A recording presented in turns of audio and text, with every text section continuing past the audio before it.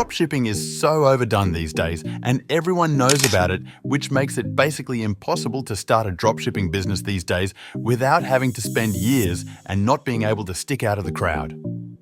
Well, what if I told you there is an unpopular strategy that works like dropshipping and can earn up to 4 figures a month, yet no one really talks about it? It's called drop servicing. Drop servicing works like dropshipping. You list a product, in our case a service on, and use another supplier. For us, that would be a cheaper option of the service we will provide. Now that we know the definition of this term, now let's dive into examples of drop servicing and the best way to do it. So what's an example of drop servicing? To start this business off, first we would need to choose a service to offer.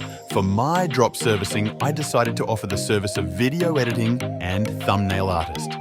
I targeted YouTube channels with around 100 to 500,000 subscribers that have a bit of money to spend. I emailed about 20 channels, offering my service. About a week later, I've received back from 3 channels accepting offers and paying high. Before this step, however, you need to find your supplier, which is someone that provides the same service. But for cheaper, this step may take a bit of time or be instant, depending on how much money you've been offered. I would recommend going to Fiverr for this step and look up cheap versions of your service. The best thing about drop servicing is that after you've built this business for a solid month or 2, you can build long-term clients and keep these contracts, earning up to 4 figures a month with this idea, and it's not talked about enough. Some tips to keep this the best business?